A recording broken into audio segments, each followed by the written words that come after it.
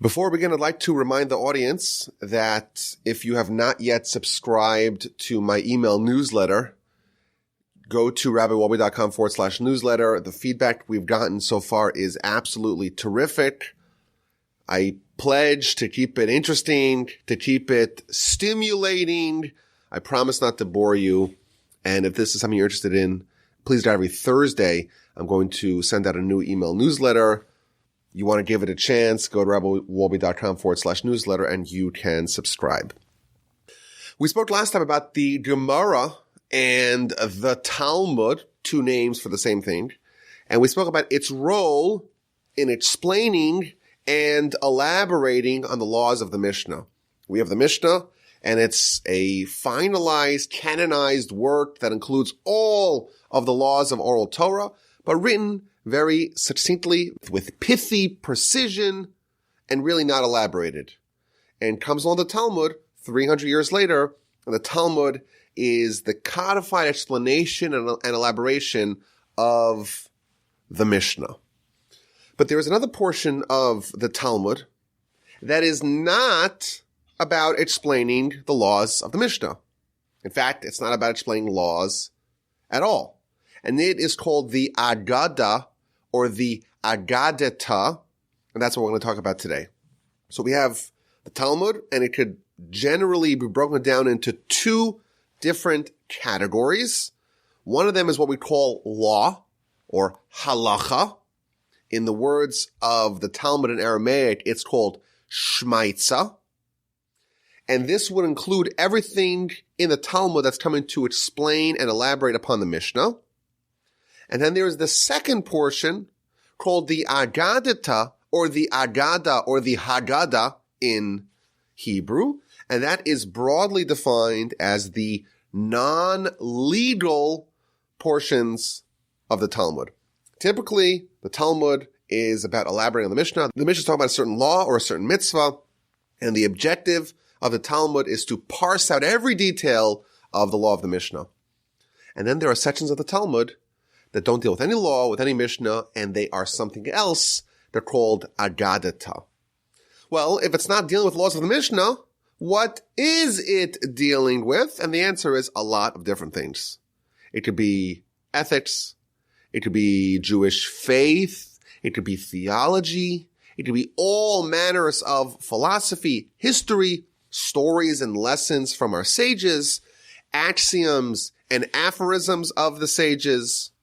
You could see in the Aggadata some truly bizarre sounding statements. You could read descriptions of supernatural things. There's all kinds of medical advice as well. There are some bland sounding humdrum statements that seem to be totally devoid of any meaning. And of course, there is a lot in the Talmud that's trying to explain verses of scripture, similar to the way Midrash does it. You have a verse in scripture, it's telling a story, it's telling a narrative, it's not necessarily talking about a mitzvah, and it's a story. And how do we understand the story? The Talmud is often going to elaborate on it in a way similar to Midrash. So anything that would not follow the question of what the law is, what is the mitzvah, how is the mitzvah fulfilled, what are the parameters of a certain behavior, a certain law, anything that's not that would generally be classified as Aggadata. Now, to understand Aggadata, we have to start, I think, with a more general question of what it is, what the goal of the Aggadata is, and then try to drill down to more specifics. Because what we discover is that shemaytza, or the halachic portions of the Talmud, is difficult to study, especially if we're not trained in the rigors of Talmudic back and forth. But that difficulty is exponentially increased once we get to the Aggadata. So if you thought Talmud was hard, oh my gosh, there's a Mishnah, there's all kinds of laws and back and forth and argumentation. If that was hard, you meet the Aggadata, and it's an entirely different method, an entirely different approach of how to understand what the message is, and it's infinitely more difficult. Okay, so what's the general goal of the Aggadata? We know with the halachic portions of the Talmud, it's understand halacha. We want to fulfill the will of the Almighty. We want to wear our tefillin properly and have the mezuzah fixed on our door properly and obey the laws of Shabbos properly. And we have the general kind of headlines of the laws in the Mishnah, and comes along the Talmud and explains all the details. Makes sense. We know what it is. But the Aggadata is something else. It's not telling us how to do any mitzvah. It's not telling us how to fulfill a law. What is its purpose? So our sages tell us that there's three general purposes in the Aggadata. Number one is what's called musar, which means ethics, which means how to behave, how to develop yourself, how to refine yourself, how to improve yourself. The Torah is not about creating robots that are just doing the will of God, just putting on their tefillin. It's about creating people who become great. And there, of course, part of that is fulfilling the laws. But part of that is developing with the human side of what it means to be a human. And that is part of the goal of the Aggadata. To give us the tools that we need to refine ourselves, to improve ourselves, to transform ourselves. That's part number one of the Aggadata. Part number two is what we call Kabbalah, meaning the mysticism of Torah, the hidden parts of Torah, the secret, the wisdom of Torah, the inner workings of creation, the inner workings of our soul, the deep, hidden, mysterious parts of the Torah, the layers beneath the veneer of Torah. When is that conveyed to us? That's the second part of the Aggadata. And finally, the third part of the Aggadata is explanation of verses in Scripture. We have stories in Scripture. Of course, the book of Genesis is mostly stories. And how do we understand the stories? What's actually happening when Jacob and Esau are wrestling in utero? What's happening when Jacob buys the firstborn right for a bowl of lentils? What's actually happening when Jacob is having to negotiate with his wily uncle and father-in-law? What's the backstory behind it all? That, of course, is going to be elaborated upon in the Talmud in a way similar to the way it's done in the Midrash. So what is Aggadata? It is the Torah that relates to character development and to the hidden mysticism of the Torah and to the explanation of the verses in Scripture, not just of the Torah, not just of the Pentateuch, but of all of Tanakh, all of the 24 books of our canonized Bible. Now, the Ramchal has an excellent primer on the Aggadata, and he explains at the beginning of his primer why it was written. Like, why do we have this whole other portion of the Talmud? And he explains that just as there was a fear, there was a concern that the oral Torah in general would be forgotten, things are too chaotic, the nation is getting dispersed, there are edicts prohibiting Torah study, the continuity of the Torah is in peril, and therefore there was a need to write down the Mishnah and write down the Talmud. So too, there was the same concern. What's going to be with the hidden parts of the Torah, with the theological principles of the Torah, with the godly principles of the Torah, with the secret hidden wisdom of the Torah? That too is part of the Torah tradition. That too is part of the oral Torah. And that too was transmitted teacher to student. But what's going to be when we no longer have the ability to transmit Torah to the next generation because of the circumstances? We have to write it down as well. There has to be the same sort of process to canonize and formalize the oral Torah in a written form for the next generation, for posterity. But this is the critical point. The solution has to be different.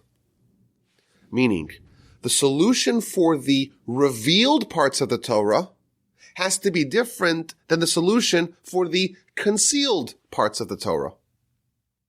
With the revealed parts of the Torah, all the laws, all the mitzvahs, all the halachic portions of the Torah, you want to spell it out as clearly as possible. So you have the Mishnah, and then the Talmud, and it's really trying to find the truth, the bottom line of all these laws. But what about the mystical parts of the Torah? What about the Kabbalah? What about the deepest secrets that we have? How are we going to convey that, to write that down, to write down the deepest secrets that we have? We don't want to make it available for everyone. It's very dangerous to make it available for everyone. What happens if you publicize the laws? Nothing bad can happen. There's no danger of publicizing the laws. But there is a tremendous danger by making the secrets of the Torah available for all. First of all, he says, this is the wisdom of God. And it is a tremendous disgrace if godly wisdom is going to be in the hands of people who are unrefined. Moreover, these ideas are very, very deep and profound. And if it gets in the hands of the people who are not ready for it, it's going to be perverted. And therefore the sages were faced with this terrible problem. On one hand, they had to write down the secrets of the Torah. Had to write it down. On the other hand, they couldn't write it down. Because what happens? You write it down, and now it's available for everyone. There's no way to constrict, to withhold that information from people that shouldn't be having it. So this is an intractable problem. You must write it down, and you may not do it. So they came up with a solution. They found a way to thread the needle. What they did is as follows. They wrote it down, but they wrote it down in a way that it will remain locked to all but the worthiest. And the way the Ramchal explains, they put it in a door, they put it in a safe, they locked it, and they handed the keys from generation to generation. Meaning, if you don't have the keys to understand it, even though you can read the words, but it's encoded, it's encrypted, and unless you have the decryption codes, unless you were given the keys of how to decipher this message, this Aggadata, you will not understand anything. And that's the way, the creative way, the ingenious way that they found to solve their problem. You have to write it. They wrote it.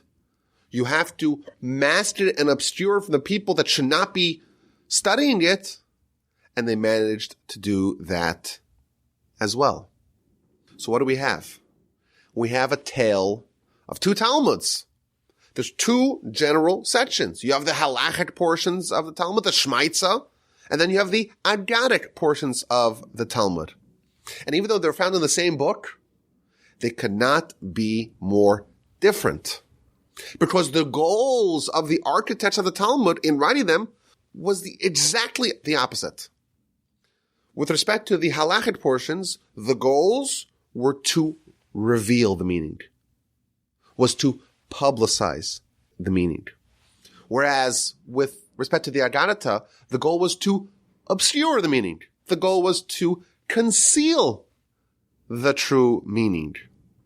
And therefore, it's much harder to study the Aggadata because you could read the words on a surface level, but you know for sure that when this was written in a way specifically to mask, to obscure, to obfuscate, to conceal the true meaning. And it's just incredible. You have the same book, and you go from, let's say, one page over here, halachic portion of the Talmud, and it's like rigorously asking every question to try to get to the truth. And then you turn the page and you go to an Aggadic portion, and it's ideas that are not defined. It's ideas that really seem to be contradictory. You really have no idea what's going on, and there's no elaboration, there's no questioning, there's no investigation, there's nothing. you're not helped at all. And now you see what the sages have done. They've dropped a diamond here in front of you, but they've hidden it in a way that it's really, really hard to discover what the message is. So I want to give you a little bit of a taste of some of the flavor of the Aggadah, or the Aggadic portion, the Aggadata. I collected, 10 or 12 different teachings from different books of the Talmud. Every book of the Talmud has Aggadic portions in it. Some have more than others. Like, for example, the book of Brachos, the first book in the Talmud, has a relatively high portion of Aggadic teachings. The book of Sanhedrin is famous because it has an entire chapter of 23 pages that's nothing but Aggadata. But most of all, I would say it's probably, 98-2. 98% of the Talmud is probably, just on average, is the halachic portions, and then you have 2% of the Aggadic portion. So I'm going to kind of run through some of these teachings just to see, the flavor of what an Aggadic portion Talmud looks like. And again, like we said last time, with respect to the halachic portions, it's a teaching, it's a question, it's a proof, it's a back and forth, it's an assumption, it's, bringing in other citations. There's a lot going into investigating what is happening over here. And with respect to the Aggadata, there's none of that. Absolutely none of that. There's no dialogue. It's not dialectical at all. All you have is a statement, and it doesn't really make any sense, and there's obvious questions, and you don't know what's going on. And that's the Aggadata. So let's run through some of them here. I just selected, the first 5 or 6 books of the Talmud. I picked one from every book. So in Brachos 57b, we read as follows. There are 5 things that are 1/60ths.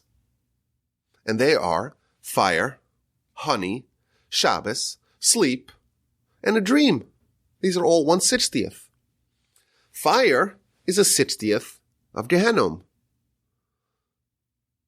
Honey is a 60th of the manna. Shabbos is a 60th of Olam Haba. Sleep is a 60th of death. Dream is a 60th of prophecy. And that's it. That's all you have. What does that mean? What's the message? What's the secret? What's the insight? You don't get any of that. In the Talmud, it goes right away to something else.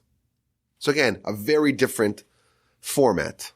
Okay, let's move on to the next book in the Talmud, the book of Shabbos, page 31a. And these are famous teachings in Aggadata, so you may have heard them before. Amar Rava. Rava says, Rava is the name that's the most popular name in all of Talmud, the name that appears most frequently. At a time when a person is entered in front of God for divine judgment, they asked him the following questions. Did you do business with integrity? Did you set aside time for Torah study? Did you engage in procreation? Did you anticipate redemption? Did you dwell in wisdom? Did you understand one thing from another thing? Which is different kinds of wisdom. To be able to delve into it and to be able to understand one thing from another. And even so, even if he has 6 checks, every one of them he answered in the affirmative. If he has fear of God, then it's great. And if not, then not. So again, this is an idea. This is a philosophical idea. This is an eschatological idea. This is a theological idea. And again, it's what's called Aggadic. It's not that there's a certain mitzvah that the Talmud is trying to figure out how to fulfill. It's an idea that's more philosophical, and that would fall under the category of the Aggadata. Okay, let's move on to the next book of Talmud, the book of Eruvin. On Eruvin 19a, which is a page that has a lot of Aggadata teachings on it, we read the following. The sinners of the Jewish people that are filled with mitzvos like a pomegranate. Quotes a verse. The verse in Song of Songs seems to support this idea. The empty ones of the Jewish people are filled with mitzvos like a pomegranate. Again, this is not a law. This is not a mitzvah. This is an idea that demands our understanding, and it's not immediately clear what the message is, that the sinners amongst us, the empty ones amongst us, are filled with mitzvos like a pomegranate. Let's go to the next book of Talmud, Psachim 118a. Amar Rabbi Yochanan. Rabbi Yochanan says, feeding a person, sustaining a person, that is more difficult than redemption. Oh, you think redemption is hard? try to feed someone. Again, what that means, that's all you have. A short, very succinct teaching. It's not clear what the message is. And that's the Aggadata. Try to figure out what's going on. The book of Yoma, page 20b. There's 3 sounds that reverberate across the whole world. And they are the sound of the orbit of the sun, and the sound of the crowds of Rome, and the sound of a soul as it departs the body. And there are some who add a 4th sound, and that is the sound of childbirth. What does this mean? What are these 3 sounds that reverberate throughout the whole world? What is the message? It's not at all immediately clear. And finally, the last example that we'll bring right now, we'll have some more examples later on. The book of Sukkah, page 52a. This is one of the most dramatic teachings in the Aggadata. And again, the Talmud just has it all interspersed together. You'll have a Halachic portion, and it'll just meander, segue to an Aggadic portion without really telling you, oh, you should know, put on your Aggadic cap right now. Just, that's the way the Talmud works. So Sukkah 52a, Rabbi Yehuda taught, in the future, the Almighty will bring the Yetzer Hara and slaughter it in front of the tzaddikim, in front of the righteous people, and in front of the wicked people. And according to the tzaddikim, they will see, and it will look like a great mountain. And the wicked people, it would appear to them like a thin strand of hair. And these 2 groups, these 2 cohorts are both going to be crying. The tzaddikim, the righteous, are crying, and they're going to say, how did we overcome this great mountain? And the wicked will cry, and they will say, how did we not overcome this thin, flimsy strand of hair? Again, there's no mitzvah here that the Talmud's trying to parse out and understand. It's an idea. It's a philosophical idea. In the future, the mind's going to slaughter the Yetzer Hara. What does that mean? It's not at all immediately clear. And that's the Aggadata. You have teachings that it was necessary to convey, it was necessary to perpetuate, but by design, the only way to do it is to conceal the meaning. And how exactly the meaning is concealed, I say just tell us that the most basic degree of concealment is analogy. That the real message is hidden beneath the facade of a parable, of an allegory, of a story, of an axiom. There's something on the surface that you see, but that is concealing, that is enshrouding the true meaning that you don't see. And only someone who has the skills, like we said, the keys, the decryption codes, to be able to break through the facade and see what the actual hidden meaning is, that's the only person that is able to discover the true message. The Ramchal also says that sometimes very deep ideas are hidden behind seemingly bland, empty, innocuous statements. He gives an example from the Talmud, the book of Shabbat, page 152a. It's telling us that the emperor had a question for one of the great rabbis. And he said to him, why don't you come to have a debate with everyone else? How come you're not participating in the debate? They used to have the big debate forums, a place called Bei Avidan, that would have dialogue and debate and polemics. And the greatest Jewish debater was Rabbi Yehoshua, and he didn't come. So the emperor says, how come you didn't participate? So he responded like this. The snowy mountain is surrounded with ice. The dogs don't bark. The grinders have ceased grinding. And I am searching for that which I have not lost. Which means, so Rashi already explains, what does this mean? It means that he's old. So the mountain is covered with ice. It's a snowy mountain. His hair is all white. And his dogs don't bark means his voice is no longer strong enough. And the grinders have ceased grinding. His teeth have fallen out. And he is searching for that that he hasn't lost, meaning he's all bent over. Like an old person's bent over, maybe holding a cane, and it looks like he's searching for something, but really he's not searching. He's just old. That's what it means. He's giving them these analogies as to why he's not able to come to participate. Says the Ramchal, what you're reading over here, that is the mask. and what the actual message is straight up Kabbalah. But you don't know what it is because it's hidden, and that's just the way that these themes work. And then he adds, if you look at the successive Gemara right afterwards, again, Shabbos 152a, it says the following statement: 2 feet of a young person are better than 3 feet of an old person. Well, how does an old person have 3 feet? The answer is he has a cane. That's the 3rd foot. So it's better to have 2 feet than it is to have 3 feet. Okay, what does that mean? Again, it's something which sounds like a bumper sticker, but it's not clear what the message is. And this is an example of the mask concealing the message. Moreover, crucial details and qualifications are often omitted. So the way the teaching is conveyed is lacking necessary information to understand it. And those pieces, either you have to know coming in, maybe that's the key, or you have to know from a different source. And therefore, if you just see the statement, you don't have all the information that you need to understand it.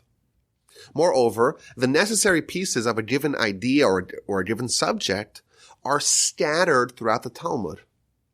If you have a halachic portion of the Talmud, you'll know, okay, the source for all the material on this subject is found in this book of Talmud. Maybe there's 2 places where it has it, but it's defined. You know where to find all the information that you need to be able to assemble the information to understand it. With respect to a subject, a sugya, as they say, in the Aggadata, you don't know where to find the missing pieces. You're trying to find a puzzle, and you don't know which teachings are relevant and which are not. And that's a way, again, you can write it all down, but unless you have the insight, the wisdom, the guidance to know which pieces connect to create all the information that you need to understand, you're missing the keys. And therefore, the message can be concealed from you. And finally, the Ramchal writes that often they would use in the Talmud scientific information and technological information that was accepted in their times. So if you look at the Talmud, sometimes it says things that are just not true. We know today, scientifically, they've been disproven. Says the Ramchal, they're not talking about science. They're talking about Kabbalah, or they're talking about Musar. It's the Aggadata. And oftentimes they would use accepted convention, accepted understanding of the consensus of the science of the time, just as a means to convey a different idea. And therefore, don't look at the Talmud as a book of science. Look at it as the book of wisdom. And sometimes it would employ a scientific masquerade, so to speak, to be able to conceal, to enshroud its teachings. And with this in mind, we clearly must not understand the bizarre teachings of the Aggadah, the Aggadata, as literal. So there's a few famous pages of Aggadata in the book of Bava Basra, page 73, 74, 75.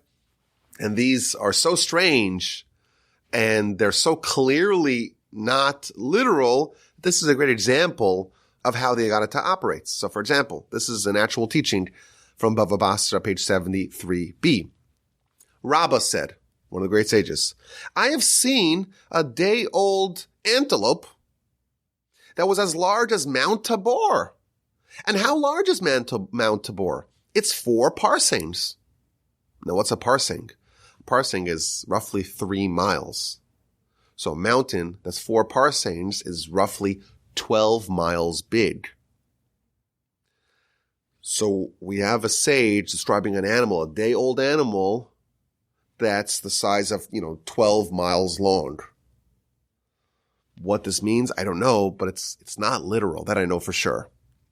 Continues the Talmud. And Rabbah Bar Chana says, I have seen a certain frog that was as large as the fort of Hadronia. The size of a fort. And how large is this fort? It is as large as 60 houses. And a snake came and swallowed the frog. And a raven came and swallowed the snake. And it flew up and sat on a tree. And see how great is the strength of the tree. that it could bear the weight of that raven.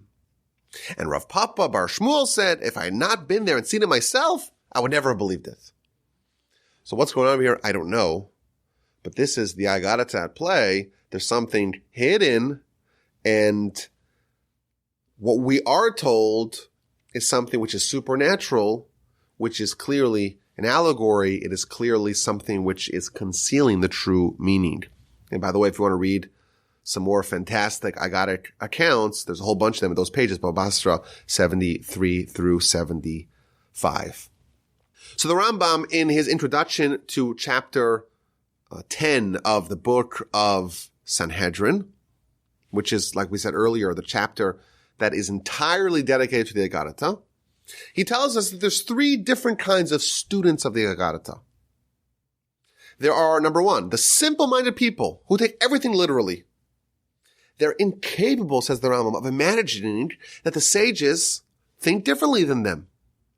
And they think only in one dimension, and therefore they imagine that everyone else must think only on one dimension. And the Rambam just absolutely lambasts these people. He says they're paupers of knowledge, and they're fools, and we should feel bad for them. And they destroy Torah. And instead of Torah being lauded by others, when they're the ones who espouse Torah, Torah is going to be derided by others. And instead, they should keep their mouth shut, and they should admit their ignorance because they don't have the tools to understand the Aggadata. That's group number one. Group number two is even worse. They too take everything literally. But they do it with the intention of maligning the words of the sages. They have nefarious intentions. They want to defame and slander the words of the sages. And they claim intellectual superiority to the sages, which is laughable, which is risible. And the Rambam says this group, the group of the heretics, they are a cursed group. And finally, there's a third group. Not simple-minded literalists, not nefarious literalists, but there's a small group, the third group. And it's so small, we really can't even call it a group, says the Rambam. It's like saying that the sun is a group of stars. There's only one sun. How can we call it a group of stars? That's the same thing to call this group, the third group, to call it a group. So few people actually fall into this category.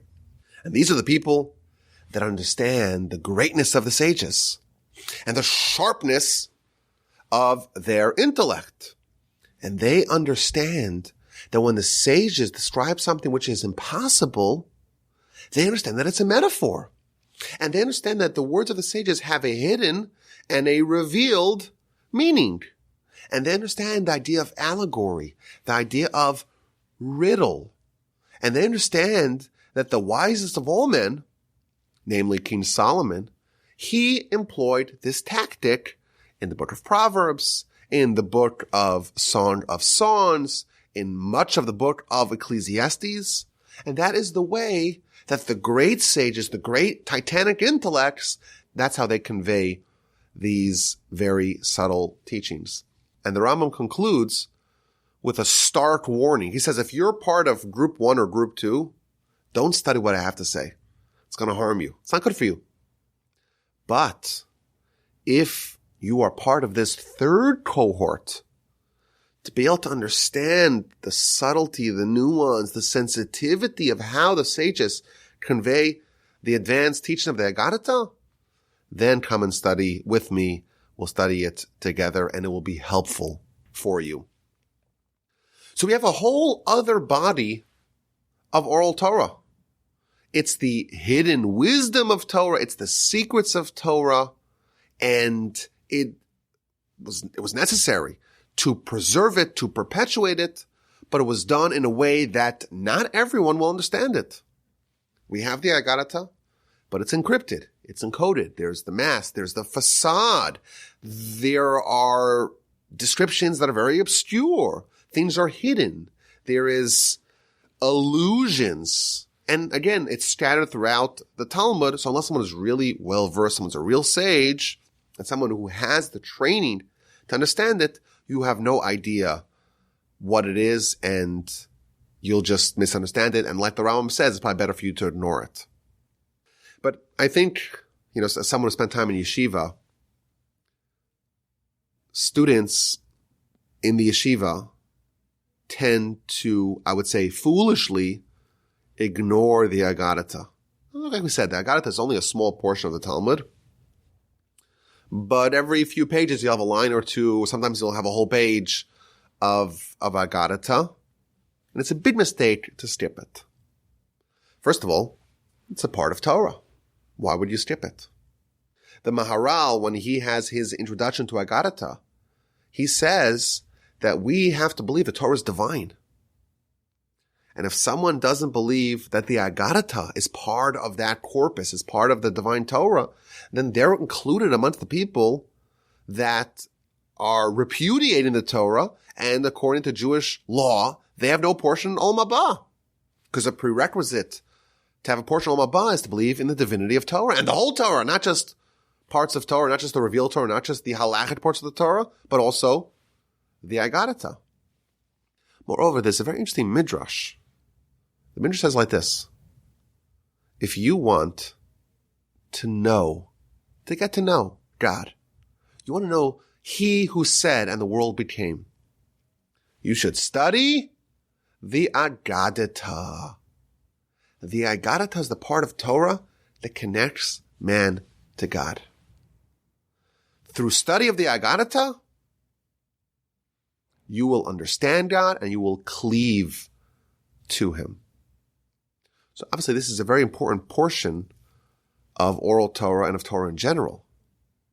And the Gaon of Vilna, he adds that both disciplines of the Talmud, the halachic and the non-halachic, the Aggadic portions of the Talmud, are both needed to achieve mastery over the Yetzer Hara.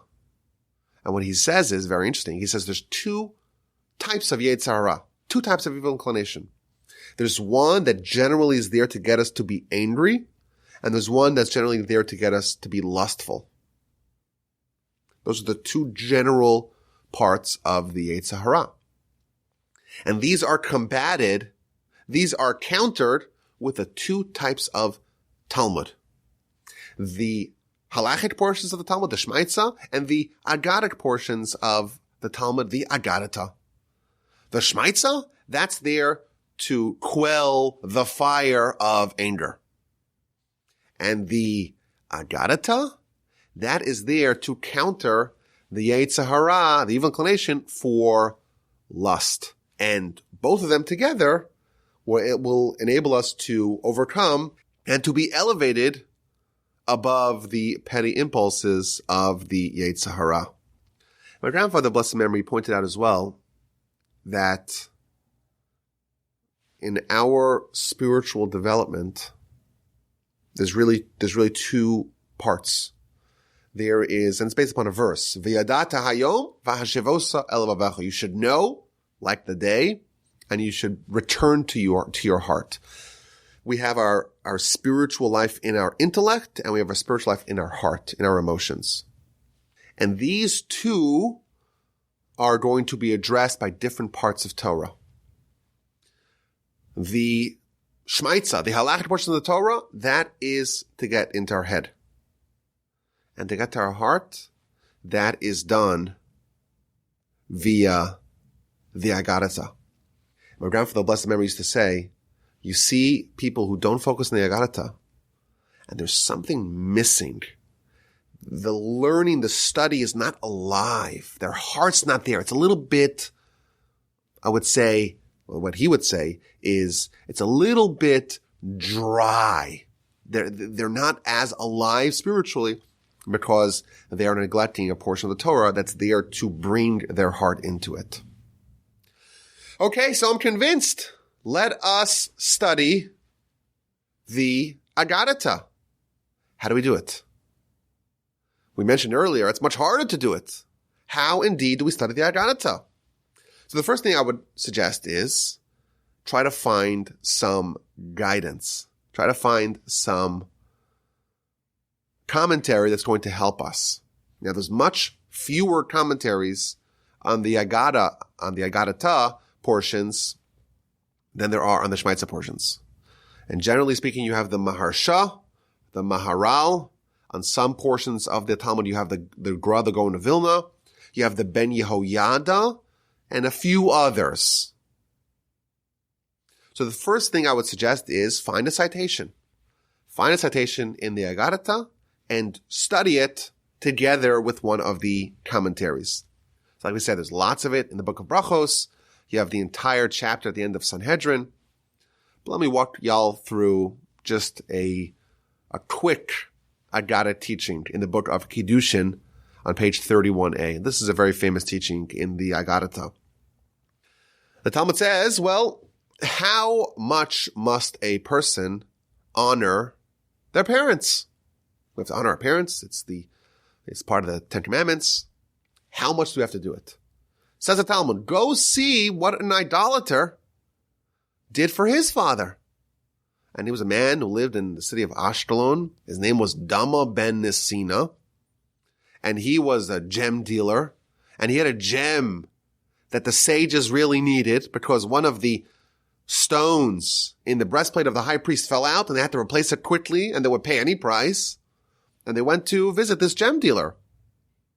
And the problem was that the key to open the safe was under his daddy's pillow.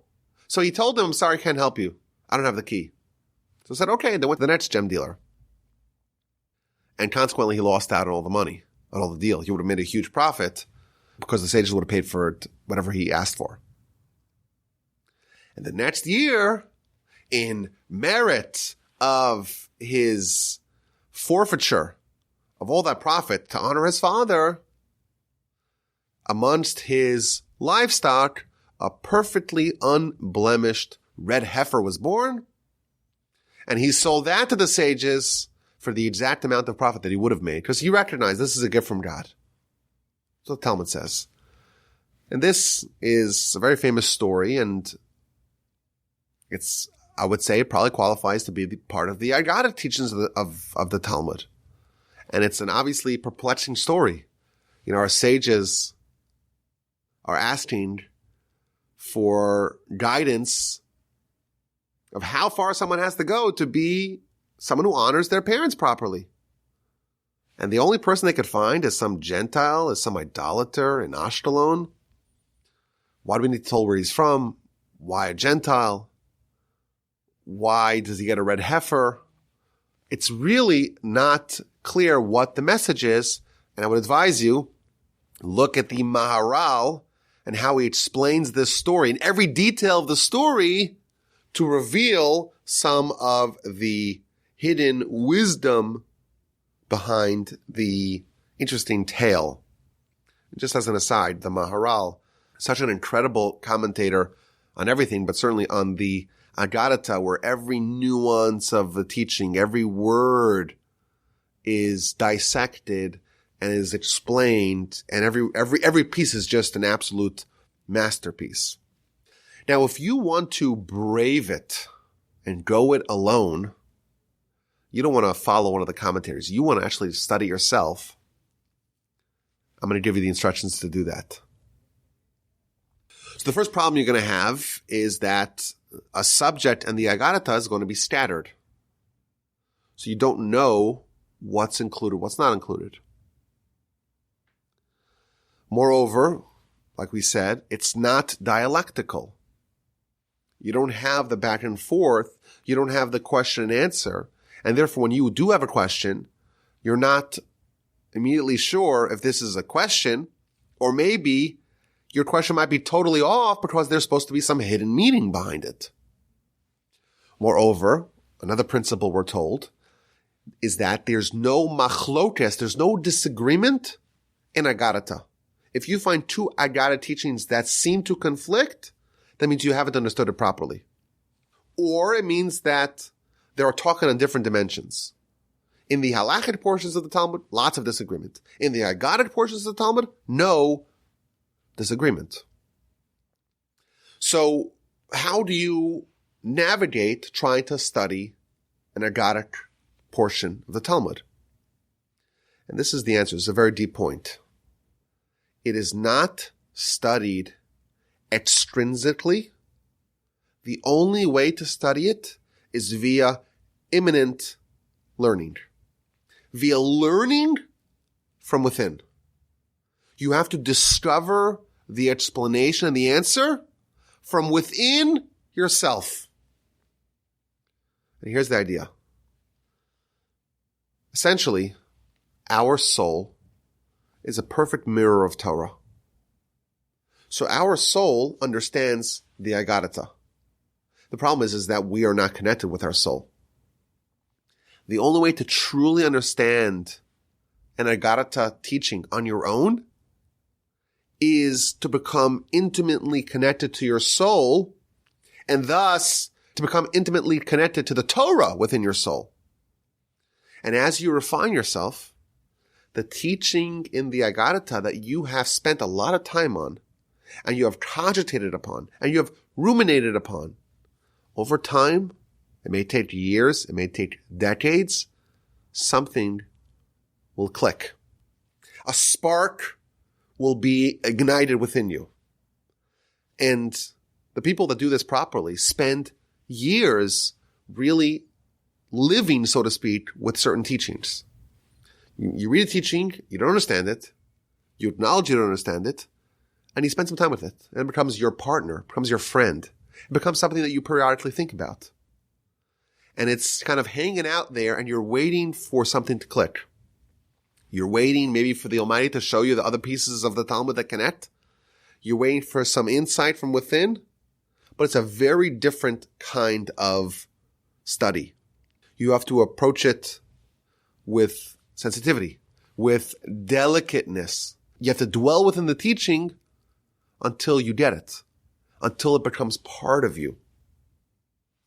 My grandfather used to quote the Musar masters who said that the teaching in the Aggadata, every teaching in the Aggadata is like a star. It's fiery, it's powerful, it's bright, it's brilliant, it's very far away. And that's the problem. And what you have to do is to make yourself into a telescope, so that way you can actually connect and see to it. And the more powerful you become, the more powerful your telescope becomes, and the more you're able to appreciate the beauty of the star far, far away. But here's another critical point. If you do this, if you are brave enough to dedicate maybe years of your life dwelling within a teaching in the Aggadata, and you make a discovery, and you have something click, something goes off, something is ignited within you, that discovery will change your life. That discovery will serve as a base upon which you could build your spiritual life. You have unlocked a new approach through which you can live your life. And now everything can fit in to your new discovery. You'll start to see your teaching, your insight appear everywhere. And you create like a unified theory of how to live your life and how to develop your spirituality. And that's the power of every teaching in the Aggadata. I want to quickly give y'all some more teachings just to run through them as a sample, just to get a sense of some of the lingo, of some of the structure, of the layout of some of these teachings. So the book of Beitza, again, we're going through just books of Talmud. On page 16a, a very famous idea. Amar Reb Shimon ben Lakish. Rabbi Shimon ben Lakish said, God gives a person an extra soul on the eve of Shabbos. And on what's Shabbos? Saturday night after Shabbos departs, the soul is taken away from him. Again, no explanation, no details. This is all we got. Rosh Hashanah 4a. Someone says, this coin is going to be given to tzedakah in order that my son shall live, in order that I should merit through it olam haba. Behold, this is a completely righteous person. This one's also interesting. The book of Tainus, page 8a. In the future, all the animals are going to gather around the snake, and they're going to say to him, a lion crushes its enemy to death, but then he eats the animal. A wolf tears apart its prey and then eats it. But you just sting and then you let the prey die and then you leave it. You don't even eat it. Why do you do that? Says the snake, well, what benefit does someone who speaks Lashon Hara get from killing, so to speak, that person's victim? And finally, maybe one of my favorite teachings in all the Aggadata, the first documented case of a near-death experience in Bava Basra, page 10b. Yosef, the son of Rabbi Yeshua, was sick and he died. And then he came back to life. And his father said to him, well, what did you see? And he responded, I saw an upside-down world. I saw the lofty ones were lowly and the lowly ones were lofty. The world that I saw was opposite. So the father responded to him, no, you didn't see an opposite world. You saw a clear world. And then the father asked, and the Torah sages, how do we appear in that world? So he responded, the same way that you are viewed here, you are viewed there. And I also overheard that they said in that world, praiseworthy is he who comes here, and his Torah is in his hand. And I also heard them say, those that were martyred by the Romans, no creation can be in their midst. There is so much wisdom in the Talmud. And today we've discovered that there's an entire body of Talmud that is interspersed throughout the halachic portions of the Talmud, is the non-halachic portions of the Talmud, and it deals with all kinds of stuff. And we're told this too is part of the oral Torah tradition. This too was necessary to write and perpetuate. However, it was critical that it was done in a way that it's not going to be abused. It's not going to be misinterpreted by the people who don't really know what's going on. And therefore, it was written in a way that it's deliberately concealed. But there's so much there. The Rambam, when he talks about the Aggadata, he talks about one particular teaching from the book of Brachos, page 63b, I believe it is. And he says, it's unbelievable how much wisdom our sages packed into 5-6 words. And concludes the Rambam, if all you knew was this, if this is the only teaching in all of Talmud that you knew, and you really understood it, you would have no doubt that this was written with divine assistance. Because the Aggadata, an entirely different format. There's no questions, there's no answers, there's no guidance really, there's the dialectical approach of the halachic portions of the Talmud of the shemaytza is just not present, but there's wisdom. But there's secrets, but there's guidance that through this we could connect to God, we could recognize God, we could develop a certain spiritual sensitivity where the Torah penetrates not just our mind but our hearts as well. That is the Aggadata. So much wisdom for us to discover, and that too is found in the Talmud. Now I want to point out that there's still one portion of the Talmud that we need to discuss at length, and that is the halacha. Because the Talmud, it works really, really hard in the halachic portions to try to get to the bottom line, but it doesn't do the tabulation for us. It doesn't say, okay, here's what we've discovered. So you have all the argumentation and you have all the dialogue back and forth, but the bottom line, the crystallized halacha of how you're supposed to behave, that too remained oral, even though it's found in the Talmud, but it's not explicitly spelled out in the Talmud, and thus it allowed for the further development of the oral Torah in the writing of the halacha, a monumental effort that really is still ongoing, but it's 1,000 years of the brightest people on this planet working on it. And that is something that we have to understand, and we have to study, and we have to spend time researching, and please God, we will do it next time. I thank you all for listening. I hope you enjoyed. My email address is rabbiwolbe@gmail.com. I look forward to hearing your questions, your comments, and your feedback.